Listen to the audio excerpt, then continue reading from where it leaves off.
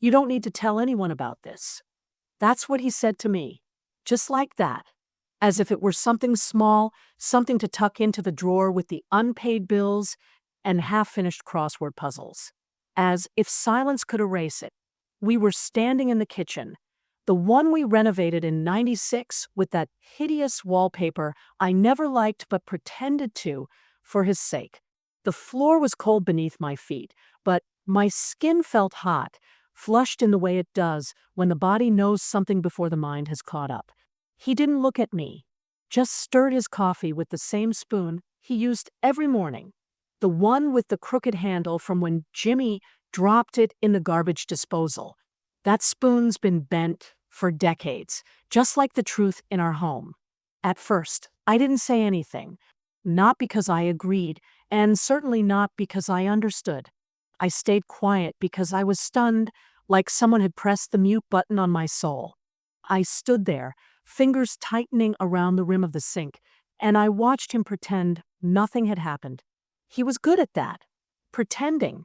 For years he played the role of the strong provider, the unshakable husband, the father who always knew what to do. And maybe I believed it once. Or maybe I just wanted to. But that night, as he stirred his coffee and looked anywhere but at me, I saw it. Not a man, not a husband, just a hollow shell, hiding behind routines and rehearsed lines, hoping I'd play along. I asked him, finally, "You want me to lie?" My voice didn't even sound like mine. It was thin and flat, the sound of someone who already knows the answer but has to hear it anyway. He didn't say yes, but he didn't say no. And that was enough. That was all I needed to know. The silence that followed was thick, suffocating. It wasn't just about the thing he had done, it was about the years leading up to it. All the times I had swallowed my truth for the sake of peace. All the moments I let myself shrink so he could stand taller. That night, he wasn't just asking me to stay quiet about one thing. He was reminding me of the pattern, the unspoken agreement we'd both upheld. I'd be the quiet, agreeable one. He'd do whatever he pleased. I went to my chair, the one in the corner by the window. It's not much, just a faded recliner with a pillow I sewed myself, but it's mine. I sat there and watched him move about the kitchen like everything was normal. He even whistled. That stupid tune he always hums when he's nervous, like a boy caught with a hand in the cookie jar. And I thought about all the times I had covered for him. When he forgot birthdays, when he said something cruel to the kids and left me to smooth it over, when he spent money we didn't have, when he made decisions about our lives and called it leadership. I had called it love. I had told myself love was compromise, that it meant putting him first, because that's what good wives do. That's what I had been taught. But what they never tell you is how easy it is to lose yourself when you're always the one compromising. I thought about the early years, back when I still wore lipstick and had dreams that didn't involve anyone else. I used to paint. Did I ever tell you that? I used to sit in the garage with the door open, letting the breeze in, and paint flowers, landscapes, silly portraits of the dog. I stopped when the kids were born. There wasn't time. Then he needed more help with work, and my hands were better used for accounting than art. Then the grandkids came, and I was watching them most weekends. Then my knees gave out, then my back. And now, I can't even hold a brush without shaking. Somewhere along the way, I disappeared, and I didn't even notice. He said not to tell anyone, that it would just complicate things, as if the truth is some kind of poison that needs to be contained. But what he meant was, don't embarrass me. What he meant was, your discomfort is less important than my reputation. And in that moment, sitting in my old chair, looking at the man who once promised to love and protect me, I realized something I hadn't dared admit before. He never saw me. Not really. Not as a person with needs, fears, desires. I was a role to him. A wife. A mother. a steady presence in the background who kept the house running and the family intact. He loved what I did, not who I was. That realization was heavier than I expected. It didn't come with fireworks or a dramatic scream. It came quietly, like a tide creeping in and washing away everything I thought was solid. I sat there in the dim light of the kitchen, and I remembered all the times I had silenced myself. The time I wanted to go back to school, and he said it was a waste of money. The time I cried in the bathroom because he forgot our anniversary. The time I wanted to visit my sister out of state. And he said, "What for? She's just going to complain." I thought of the times I had told myself, "It's not that bad," or "He doesn't mean it," or "This is just what marriage is." I looked at him again, still sipping his coffee, still avoiding my eyes. And I felt it. Not rage, not even sadness, just clarity, a quiet understanding that this man, this life, this silence, it was never going to change. Not unless I did something. Not unless I stopped playing my part in a story that didn't belong to me. So I stood up, not to yell, not to run, but just to move, to feel my legs under me again. I walked to the window and looked out at the neighbor's house. Mrs. Langley was out on her porch, knitting. She wore a red sweater, even though it was barely autumn. Bold, that woman. She lost her husband last year and started wearing red lipstick again. Started going to art classes at the community center. Started living. And I thought, if she can do it, maybe I can too. That's when the idea began to form. Not a plan, not yet. Just a flicker of something. A whisper in my own voice, the one I had buried so long ago, that said, "You don't have to stay quiet." And for the first time in decades, I listened. My life of giving. Let me tell you something about the choices I made. Not the dramatic ones people write about in books, but the quiet ones.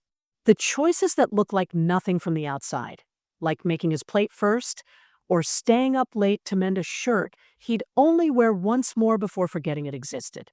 The choices that, over time, shape a life. I was 19 when I met him. Back then, I still had calluses from the bakery job, and a stubborn streak that showed in the way I cut my hair short just to spite my mother's warnings about looking too boyish. He had that clean-shaven face and a voice like steady rain, and I thought I'd found someone solid. I thought I was lucky. He told me I made him feel calm, and I mistook that for love.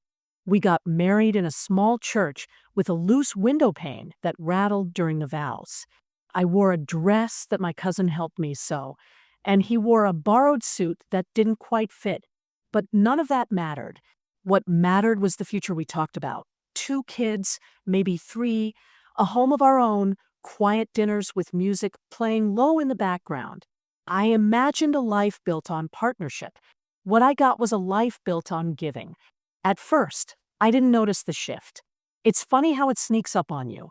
One day, you're cooking dinner because you want to, and the next, you're expected to do it. One day, you're holding back your opinion to keep the peace, and the next, your silence becomes the standard. I gave and he took. Not with cruelty, not with fists, but with assumptions.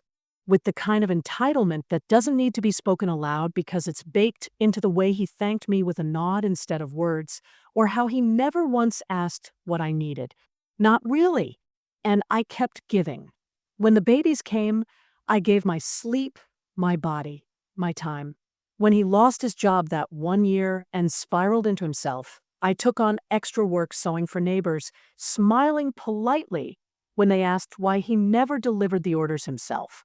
I said he was busy. I said he was handling things. I never once said I was drowning. I thought sacrifice was what love looked like. I thought being exhausted meant I was doing it right. Before I became everyone's caretaker, I used to be someone. I had thoughts that weren't just lists and worries. I had opinions that didn't start with, maybe this is silly, but I used to write in journals. I used to walk down to the pond and just sit for hours doing nothing, no purpose, just being. That version of me faded slowly. After the kids, it got worse. My days were consumed with making sure everyone else was okay. I knew their schedules better than they did. I remembered dentist appointments, allergy pills whose teacher was strict, and who needed extra help with math. And still, when things went wrong, they asked what I had forgotten, not what they had missed. The first time I noticed something wasn't right in our marriage, it was over something stupid. A broken door hinge. He came home in a mood, and I told him the bathroom door was squeaking again. He exploded, not with rage, but with disdain. "Do I have to do everything?" he asked. And I laughed, not because it was funny, but because I couldn't believe he believed that. I wanted to shout, "Do everything? You don't even know what day the garbage goes out." But I didn't. I just said I'd handle it. And that was the moment I began to wonder if I'd spent so long giving that no one remembered I existed. There was a Tuesday afternoon, I remember like a photograph. The light was golden through the curtains, and I had just finished folding laundry. He was watching TV. I walked in with a plate of cookies I baked, his favorite molasses spice, and set them down in front of him. He didn't look up, just said, "You forgot the coffee." No, thank you. No smile, just a correction. I stood there for a second, holding the tray, and something inside me wilted. Not dramatically, not all at once, just a quiet falling in, like a flower that doesn't turn toward the sun anymore. Even the children, God love them, got used to me being a fixture. I was the one who stayed up late to make their Halloween costumes from scratch. I was the one who sewed patches on their jeans when they tore them up playing tag. I was the one who listened when their hearts were broken or when the world felt too big. And still, when they grew up, they talked about how Dad worked so hard to provide. I wanted to say, so did I. I worked. I just didn't get paid for it. But I didn't. Because what kind of mother says that? Over the years, my role became narrower. I wasn't just giving anymore. I was disappearing. He'd make plans without asking me. Vacations, purchases, even decisions about the house. And I'd go along with it because that's what I did. That's what I was expected to do. The idea of pushing back felt foreign, like speaking a language I hadn't used since I was a girl. There was a time when I would have spoken up, when I would have asked why my opinion didn't count.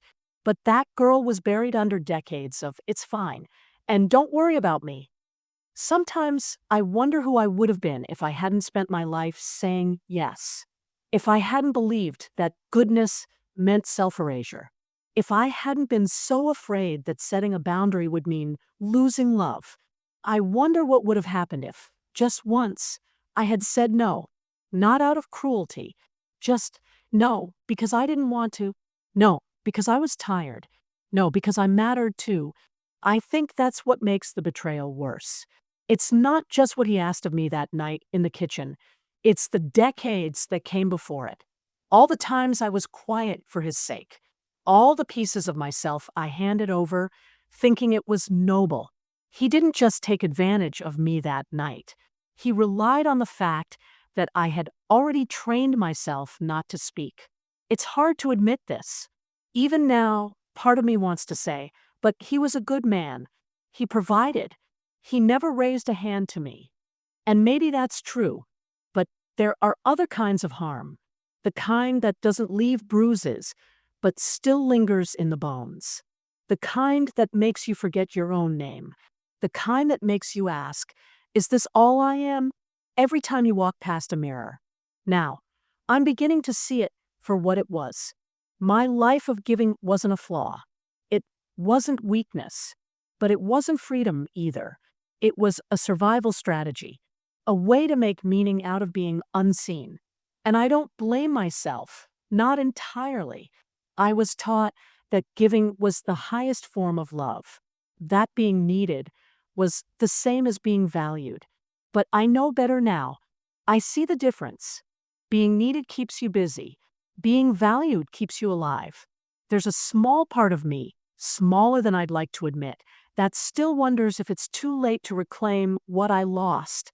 If I can still be more than a backdrop, more than a wife, more than a grandmother who bakes and remembers everyone's birthdays. But then I remember Mrs. Langley on her porch, in her red sweater. I remember how her laugh carried across the street like music.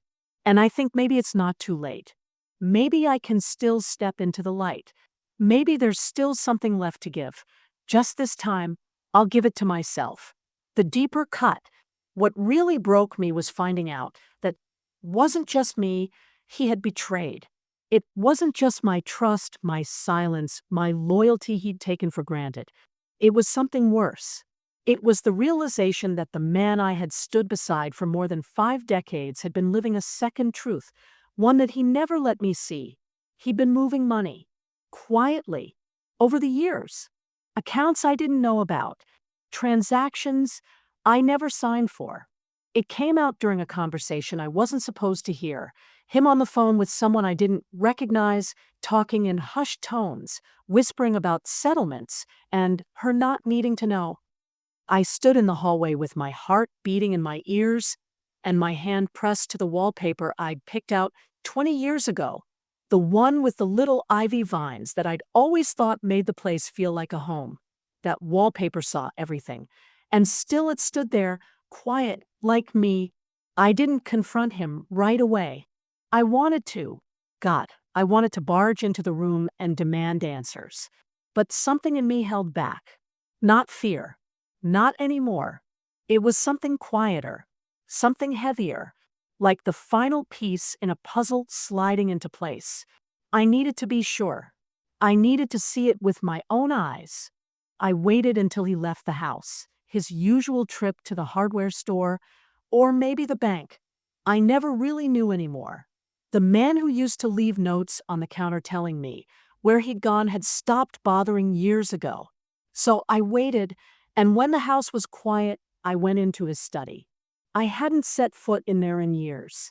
He told me it was his space, said it helped him think. I used to respect that, used to believe that everyone deserved a little corner of the world just for themselves. But as I opened those drawers, leafed through the papers he never thought I'd see, I realized this wasn't just his space. It was where he buried the parts of himself he didn't want me to know. There were bank statements, private accounts, letters from someone named C. No last name, just initials. And those letters, they were intimate, casual in the way that two people speak when they think no one is listening. She called him darling. She talked about missing his voice. She talked about trips.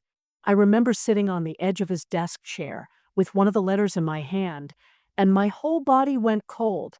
Not the shivering kind of cold, the kind where your blood just stops moving. My fingers went numb. My legs couldn't decide if they wanted to collapse or run. My body felt it before my mind caught up. My throat closed. My stomach turned in on itself. I could feel my pulse in my temples like little hammers banging against the truth I hadn't wanted to believe. I put the letter down, walked out of the study, and into the bedroom. I lay on the bed we'd shared for decades, staring at the ceiling, counting the little cracks in the plaster like they were stars in some sad constellation of my life. I don't know how long I lay there. Long enough for the sun to shift on the wall. Long enough for Scout to jump up beside me and rest his head on my chest like he knew something had changed. Alone in my room, I finally admitted it to myself. He didn't love me. Maybe he once had. Or maybe I had mistaken comfort for love. Maybe I'd been in love with the version of him I created to survive. The man who held my hand when the babies were born. The man who danced with me in the kitchen before his back gave out. I held on to those memories like they were proof. But they were just flashes. Beautiful, yes, but not enough to excuse everything else. I kept thinking about the first time he called me his rock. He said it like a compliment, said it like he admired my strength. But looking back, I see it now. Rocks don't speak. Rocks don't move. Rocks don't complain. They just sit there. Solid. Unchanging. Useful. I wasn't his partner. I was his foundation. And he walked all over me. And I couldn't help remembering how different things were when we first started out. We were broke, but we were hopeful. We made dinner out of canned beans and saltines, and we laughed anyway. We used to sleep on a mattress on the floor and whisper our dreams into the dark. I thought we were building something, but somewhere along the way, I became the scaffolding, necessary but never seen. The contrast was what hurt most. The way he used to look at me like I was a mystery, something to be unraveled, explored. And now I was wallpaper, familiar, ignored. He stopped asking questions, stopped checking in. He assumed I'd always be there, that I'd always agree, that I'd keep giving, even after the well ran dry. That was the moment I decided enough was enough. Not in a dramatic, suitcase thrown on the bed kind of way. That's not who I am. I'm quieter than that. But inside, something shifted. Something hardened. Something woke up. I didn't know what I was going to do yet. I didn't have a plan. But I knew one thing. I wasn't going to pretend anymore. I began to watch him differently after that. I watched the way he avoided my eyes, the way he moved around the house like a ghost. And I realized we were both haunting the same space, pretending it was still a home. I started noticing the cracks, literal and metaphorical, the leaky faucet he never fixed, the way he always walked ahead of me, never beside, the way he'd tell stories at parties that made him look noble and me like a supporting character. I had spent years applauding him from the wings. And now, I couldn't even look at him without wondering how long he'd been playing me. I didn't speak of it. Not yet. I wasn't ready. But I started writing again. Just little things. Notes. Thoughts. Observations.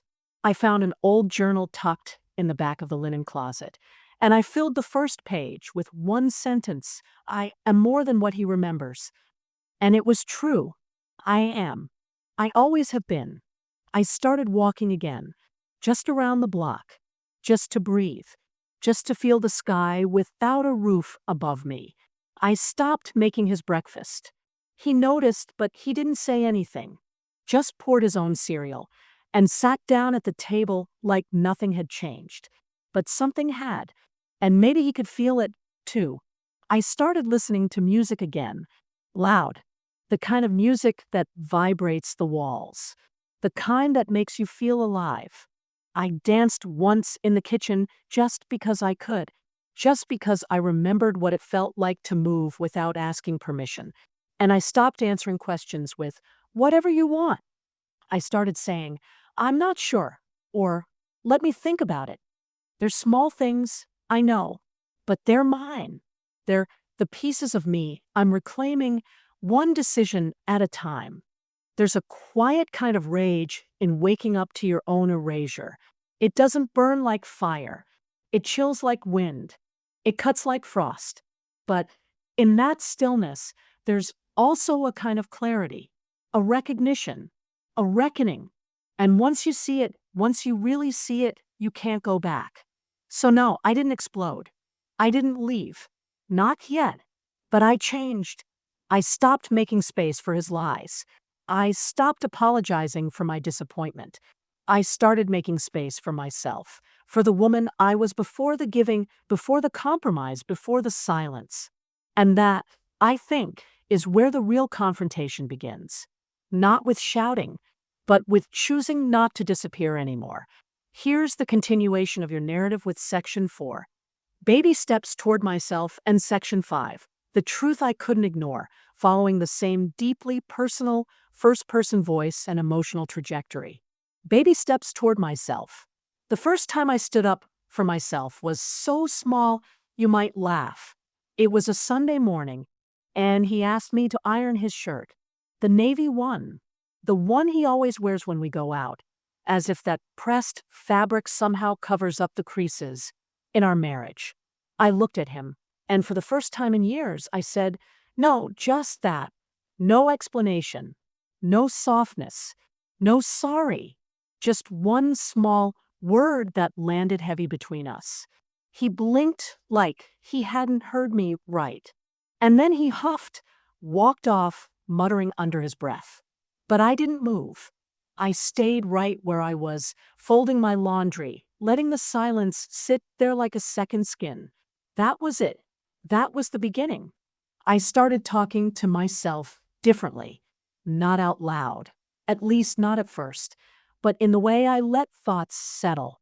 For so long, my inner voice sounded like an old school teacher, stern, disappointed, always correcting. "You shouldn't feel that way. Don't make a scene. Be grateful." But slowly, that voice began to soften. I started saying things like, "You're allowed to feel this," and "You did your best." I'd catch myself being harsh over something as small as forgetting the eggs, and I'd pause. I'd say, "It's okay." And it was. It is. The first thing I changed in my surroundings was the bedroom. It might seem odd, but it felt symbolic. That space had always been his. His chair, his radio, his lamp. So I moved things. I took his books off my side table and replaced them with mine. I lit a candle that smelled like orange blossoms and lavender, scents I loved but never used because he said they were too strong. I opened the window and let the breeze in, even though he hated the draft. That night, I slept better than I had in years. Not because the room was different, but because it finally felt like part of it belonged to me. I never expected support would come from Susan. She's my eldest, always practical, always a bit emotionally distant. But she called one afternoon just to chat, and something in my voice must have given me away. She asked if I was okay, not in the usual, obligatory way, but with real weight behind it. And I hesitated, then said, "No, I'm not." There was a pause on the line. Then she said, "Do you want to talk about it?" And for the first time, I did. I told her just enough to let her in. And she didn't try to fix it. She just listened. Sometimes that's more than enough. Not everyone was happy about the new me. He started making comments. Subtle but sharp. "You're awfully moody these days. What happened to the old May?" I miss when things were simpler. Simpler for whom? I wanted to ask. But I didn't need to, because I knew the answer. Simpler meant obedient. Simpler meant silent. Simpler meant me bending around his shape until I forgot my own. But I wasn't that woman anymore. Not entirely. I was still learning, still stumbling, but I had taken the first step. And once you start moving, even slowly, it's impossible to pretend you're standing still. The truth I couldn't ignore. What I found that day changed everything. It wasn't a dramatic discovery. No hidden affair, no confrontation. Just a notebook. Plain, leather-bound, tucked in the bottom drawer of his filing cabinet. I was looking for an envelope. He'd asked me to mail something for him. But when I opened that drawer, the notebook was just there. And I opened it. Inside, I found pages and pages of thoughts, his thoughts, about me, about our life, about everything he never said out loud. I expected regret, maybe guilt, but instead I found resentment. Line after line of blame. How I nagged, how I never let things go, how I changed after the kids. There was no kindness in those pages, no reflection, just a slow, methodical dismantling of my character, as if he'd been writing a case file, as if he were building a defense for a trial I hadn't even been invited to. I sat there for hours just holding that notebook, rereading sentences, tracing the loops of his handwriting with my fingers like I could somehow soften the words. But they stayed sharp, unforgiving. It was like looking in a mirror, only to see someone else's warped version of your face. I had spent years convincing myself he didn't mean the things he said when he was angry, that he was just tired, that he didn't know how to express himself. But here, in ink, was proof that he knew exactly what he felt. He just never told me. And worse, he never cared to ask what I felt. It made me wonder who I really was, if not just his version of me. If not the wife, the mother, the caretaker. Who was I when I stripped all that away? I didn't have an answer. Not then. But I knew the question mattered more than any I'd asked myself in years. Suddenly, all those memories looked different. The vacations where he left me to mind the kids while he got space. The birthdays he forgot, claiming he was bad with dates. The gifts I pretended to like. The apologies I made on his behalf. They weren't just accidents. They were patterns. They were choices.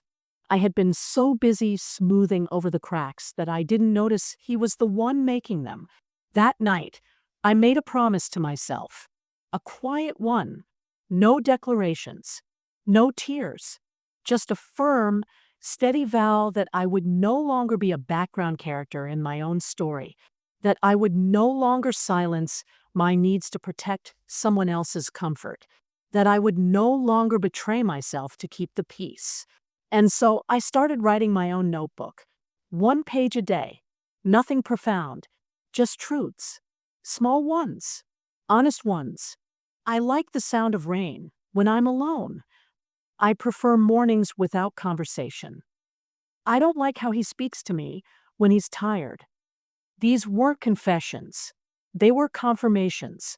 Proof that I existed, that my thoughts mattered, that I could have an identity not defined by how well I served others. And in those pages, I began to find myself again, becoming my own person. The first thing I did was change my appearance. It wasn't drastic, no wild haircut or bold new wardrobe, just a quiet, intentional shift. I went to the pharmacy and bought myself a tube of lipstick, a soft coral shade, warmer than anything I'd worn in years. I used to love color, but somewhere along the line, I stopped bothering. He preferred me plain, said too much makeup looked desperate. So I stopped wearing it. I told myself I didn't care, that it wasn't worth the fuss. But that day, when I stood in front of the mirror and brushed that coral across my lips, something stirred. I looked older, yes, but also alive. I saw someone coming back to life. I didn't just stop at the lipstick.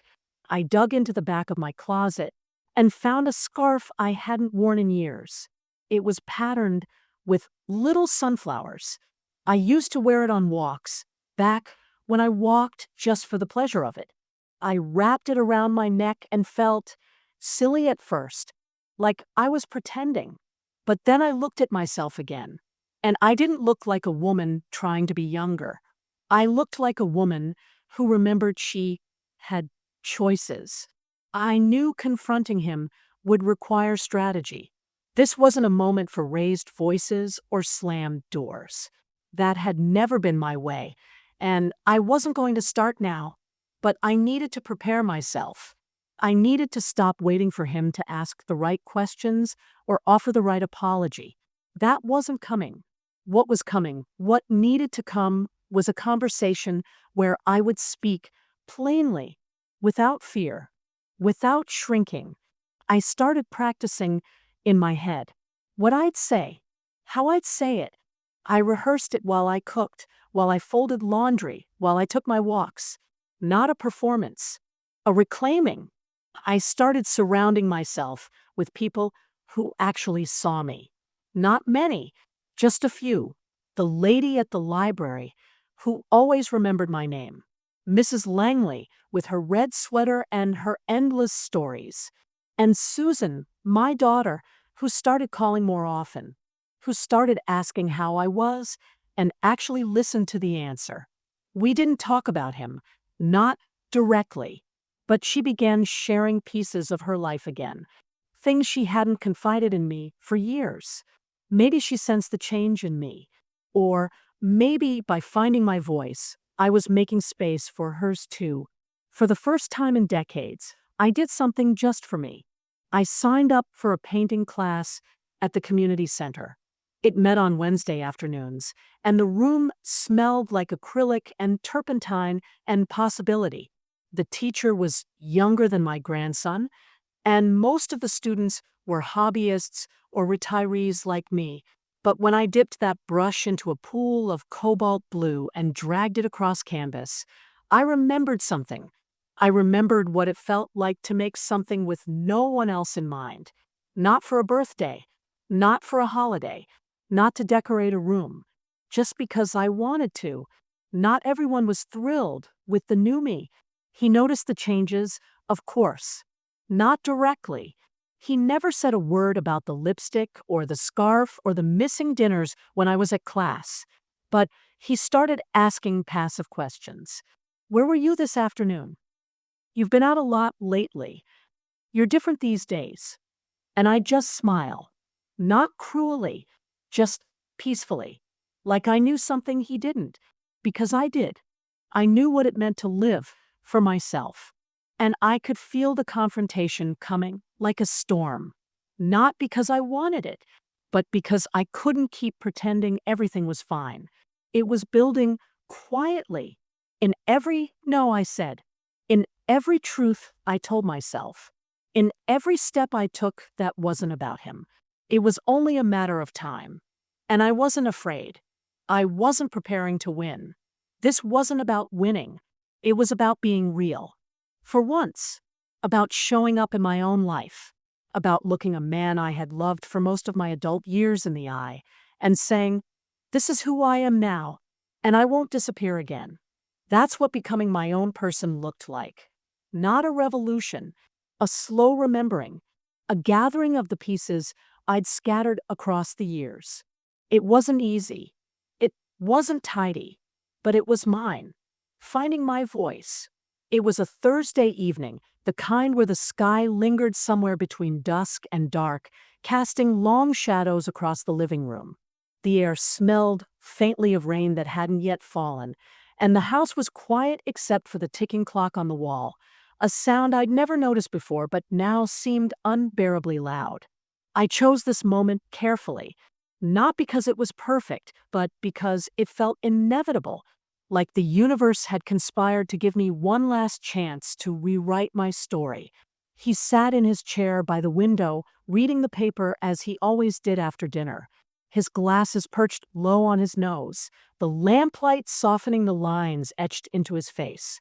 For years, I'd watched him like this, silent, steady, predictable. A man who believed the world revolved around his comfort, his routines, his needs. But tonight, something inside me shifted. Tonight, I wasn't going to be part of the background anymore.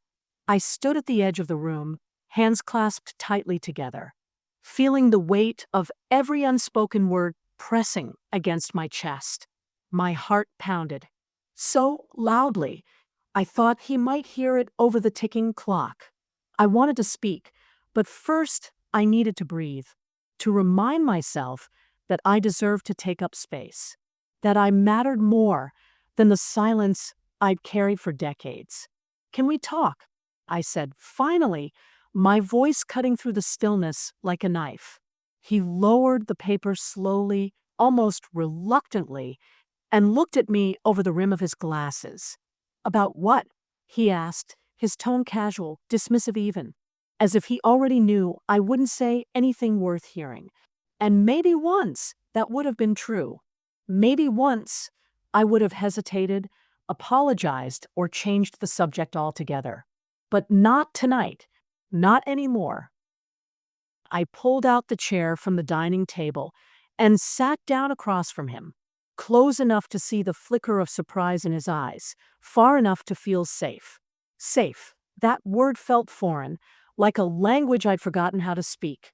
But here I was, finding it again, syllable by syllable. I've been thinking about us. I began, my voice steady despite the tremor in my hands. About everything. About the things you've done. The things I've let slide. The way we've lived. He folded the newspaper neatly, and set it aside, leaning back in his chair with an expression that bordered on boredom. "What brought this on?" he asked, his voice flat, as if my words were just another inconvenience, another interruption to his evening. But I didn't waver. I held his gaze, letting the weight of my stare sink in. "You don't get to act surprised," I said, surprising even myself with the sharpness of my tone. "You don't get to pretend like none of this matters. Because it does. It matters to me." For a moment, he just stared at me, his mouth slightly open as though searching for the right response. And then came the deflection, the tactic he'd used for years to keep me small. "You're upset," he said, shaking his head. "Let's not do this now. You'll feel differently in the morning." "No," I said firmly, cutting him off before he could finish. "No, I won't feel differently. This isn't some passing mood. This is decades of swallowing my truth, so you can stay comfortable. Decades of pretending everything's fine while you build your life on lies." His jaw tightened, and I saw the flicker of anger beneath his calm exterior. He leaned forward, resting his elbows on his knees. "May, stop being dramatic. You're blowing things out of proportion." "Am I?" I shot back, my voice rising now, fueled by years of pent-up frustration. "Am I blowing it out of proportion when you moved money without telling me? When you kept secrets I wasn't supposed to find? When you treated me like someone whose opinions didn't matter?" He opened his mouth to argue, but I didn't let him. Not this time. "And don't tell me I'm imagining things," I continued, my voice trembling but resolute, "because I read your notebook. Every cruel word, every accusation, every excuse you made for yourself while blaming me for everything wrong in our marriage. Did you really think I'd never see it? Did you think I'd just keep playing along forever?" The color drained from his face, and for the first time, I saw fear in his eyes. Real, raw fear. It was fleeting, but it was there, and it gave me strength. There was a long pause, heavy with everything unsaid. Finally, he spoke, his voice quieter now, almost pleading. "You don't understand. Things aren't black and white. People make mistakes. People make choices." I corrected him, my voice cold. "And you chose to lie, to hide, to keep me in the dark while you did whatever you wanted. That's not a mistake, Robert. That's betrayal." He flinched at the use of his full name, and I knew I'd struck a nerve. Good. Let him feel uncomfortable for once. Let him sit with the consequences of his actions instead of brushing them aside. "You're being unfair," he muttered, looking away. "Unfair." I repeated, incredulous. "Do you even hear yourself? Do you realize how much of my life I've spent bending myself into shapes that fit your expectations? Smiling when I wanted to scream. Staying silent when I wanted to shout. Disappearing so you could shine. And now, when I finally stand up for myself, that's what you call unfair." He didn't answer. Couldn't answer. Instead, he stood abruptly, pacing toward the window as if trying to escape the conversation. And me, but I wasn't letting him go. "Not this time. You don't get to walk away," I said, standing too, my legs shaky but determined. "This isn't just about you anymore. This is about me. About who I am. About who I've been all these years, waiting for you to see me. And guess what? I'm done waiting." The room fell silent again, save for the relentless ticking of the clock. He turned to face me, his shoulders slumped, his defenses crumbling. "So what now?" he asked bitterly. "You leave? Start over? At our age?" I shook my head, tears streaming down my face, but my resolve unshaken. "I'm not leaving," I said softly. "Not yet. But I'm changing. I'm choosing me for the first time in my life. And if you can't handle that, then maybe it's you who needs to figure out what comes next." His reaction was exactly what I expected. Anger, denial, guilt. But none of it touched me. None of it reached the core of who I was becoming. Because for the first time, I understood something profound. His pain wasn't mine to carry. His shame wasn't mine to fix. All I owed him and myself was honesty. As I walked out of the room, leaving him alone with his thoughts, I felt lighter, freer, like a bird stretching its wings after years in a cage. I didn't know what the future held, but I knew one thing for certain: I wouldn't disappear again. Not for him, not for anyone. And in that clarity, I found my voice, my new life. The days after that night, the one where I finally stood up to him, where I refused to fold under the weight of his expectations, felt like stepping into uncharted territory. It wasn't just relief, it was a kaleidoscope of emotions swirling inside me. Relief, yes, but also confusion, loneliness, joy, fear, and something else, something harder to name: freedom. Freedom didn't come all at once. It came in waves, small and unpredictable, like the tide creeping up on a shoreline. Some mornings, I woke with a sense of lightness, as if the air itself had changed while I slept. Other times, I felt untethered, adrift without the familiar anchors of routine and obligation that had defined my life for so long. For decades, I had lived by someone else's rules, bending myself into shapes that fit their needs. Now, I had no blueprint, no guidebook, just me standing on shaky legs, trying to figure out who I was when no one was watching. I started small.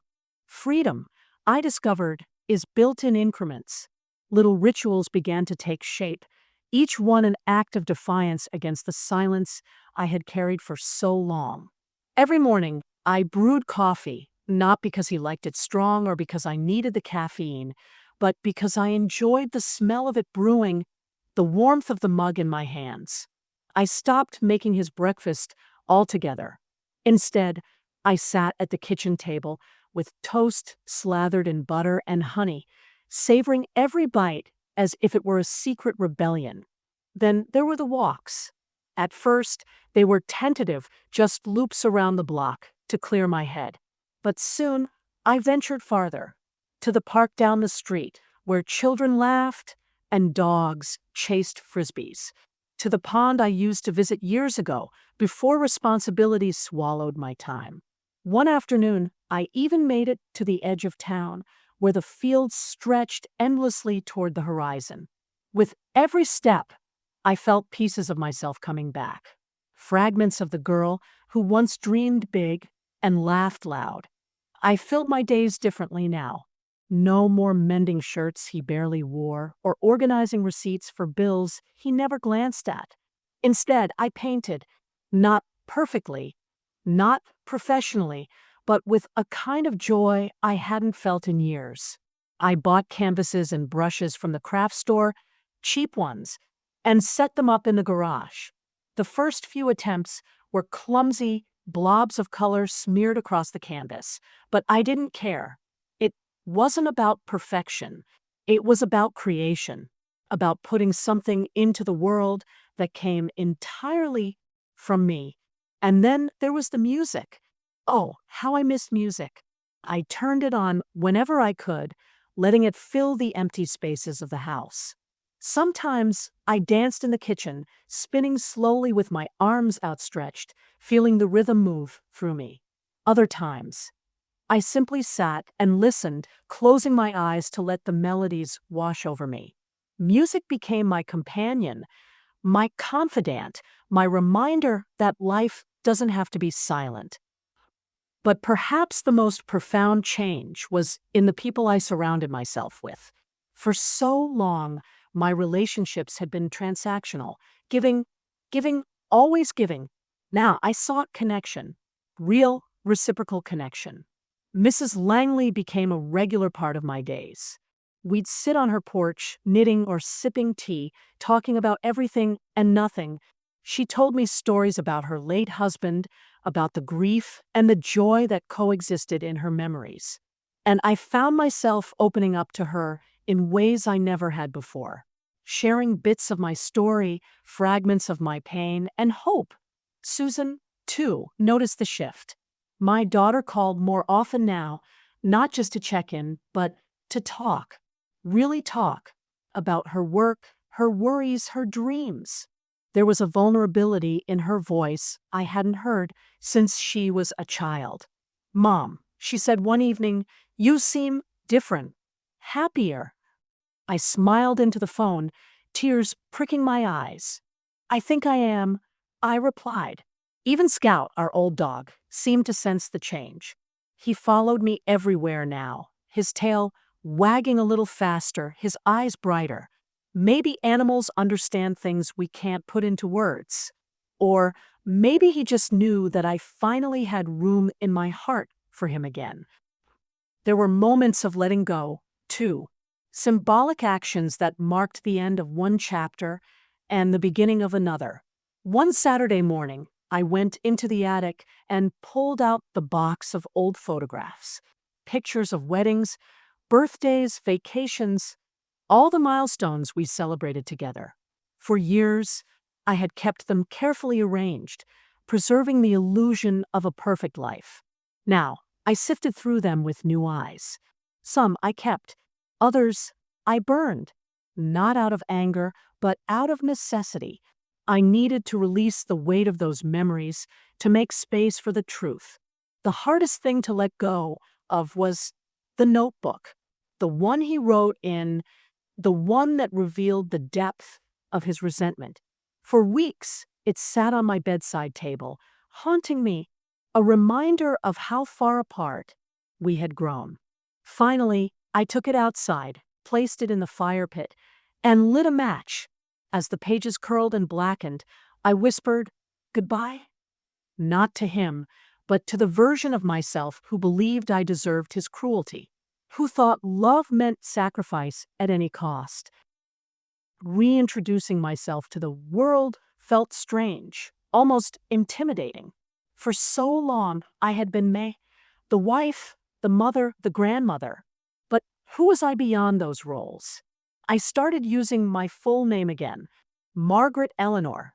It sounded foreign at first, like a character in someone else's story. But the more I said it, the more it felt like mine.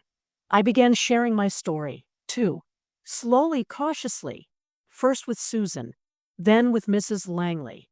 Eventually, I joined a women's group at the community center. They met every Thursday evening to discuss books, art, life. At first, I mostly listened, taking in their laughter and their wisdom. But one week, I spoke up. I told them about the years of silence, the betrayal, the journey back to myself. When I finished, the room was quiet. Then one woman reached across the table and took my hand. "You're brave," she said. Brave. The word startled me. I didn't feel brave. I felt human, flawed, messy, alive. In this new life, I rediscovered parts of myself I thought were lost forever. The artist, the dreamer, the fighter. I still struggled sometimes, with guilt, with doubt, with fear of what lay ahead. But I kept moving forward one day at a time. Because for the first time in decades, I wasn't disappearing. I wasn't shrinking. I was becoming. And that, I realized, was enough. Looking back, moving forward, it was a crisp autumn afternoon when I hosted my first gathering at the house. Not one of those stiff, formal affairs where everyone pretends to enjoy themselves while balancing plates of finger sandwiches. No, this was different. It was messy, alive, real. The kind of event that happens organically, without fanfare or expectations. Just people coming together because they wanted to, not because they had to. I invited Mrs. Langley, of course. She brought her famous apple pie and wore another bold red sweater, this time adorned with tiny embroidered flowers. Susan came too, along with her husband and kids. Even Scout wagged his tail enthusiastically as guests trickled in, sniffing shoes and occasionally sneaking scraps from unsuspecting hands. There were neighbors, friends from the painting class, and a few women from the community center group who'd become like sisters to me. They filled the living room with laughter, stories, and warmth, things I hadn't realized were missing until now. As I stood by the kitchen counter, watching them mingle, something shifted inside me.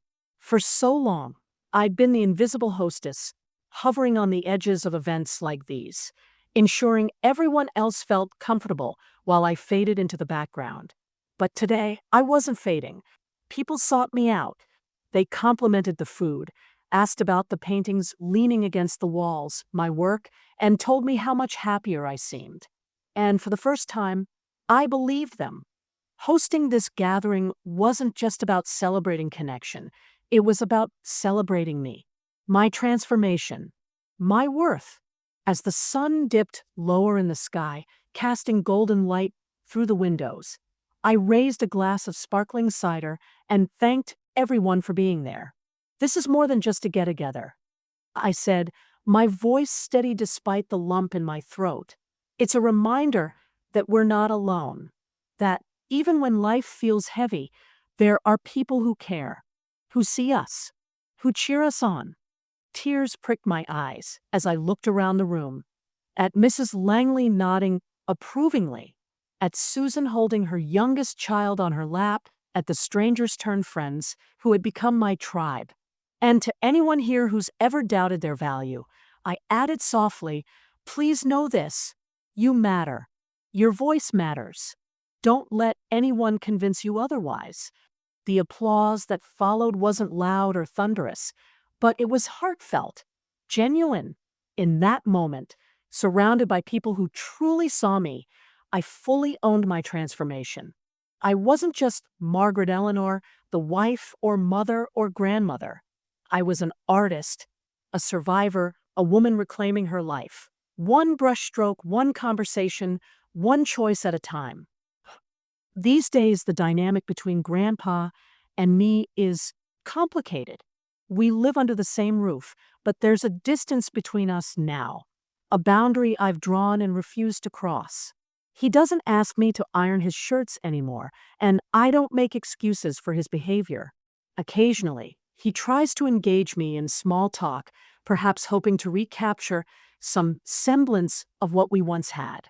But I don't play along, not out of spite, but out of self-preservation. Our conversations are polite, surface level, necessary. He hasn't apologized, not directly. Anyway, maybe he can't, or maybe he won't. Either way, I've stopped waiting for it. His silence no longer defines me. Instead, I focus on building a life that doesn't revolve around him.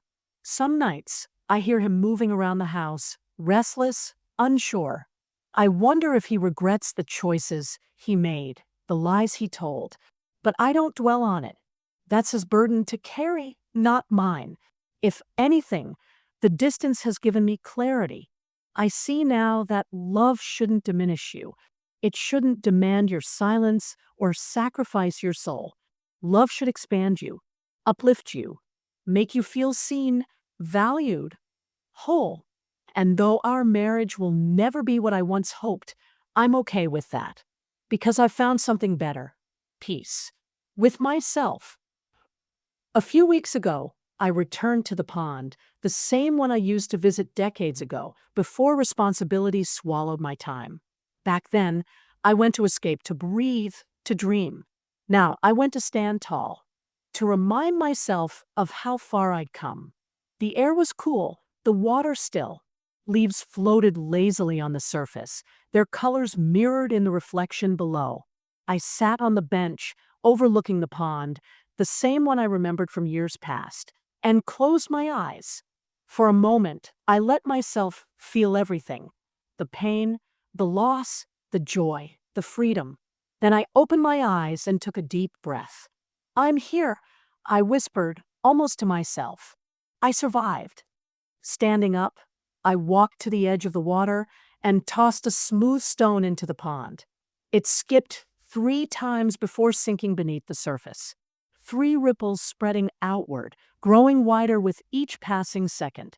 Like my journey, like my voice. once confined, now expanding endlessly. If I could offer any wisdom to you, dear reader, it would be this: truth is hard, but it sets you free. Healing takes time, but it's worth every step. And your voice has power. More power than you might realize. For years, I silenced myself, believing that love meant sacrifice, that happiness meant compliance. I stayed quiet, thinking it was safer, easier. But silence didn't protect me. It buried me. It wasn't until I began speaking my truth, owning my story, that I started to heal, that I started to live. So if you're carrying something heavy, if you're doubting your worth, questioning your path, or feeling trapped in someone else's narrative, know this: you deserve better. You deserve to be seen, to be heard, to be loved, not for what you do, but for who you are. Don't wait for permission to take up space. Don't wait for someone else to validate your existence. Start small. Speak softly if you must, but speak, act, choose yourself. Because the truth is, you are enough, exactly as you are. And the world needs your voice, your light, your courage. So step into it, stand tall, and trust that even after the darkest nights, dawn will break. It always does.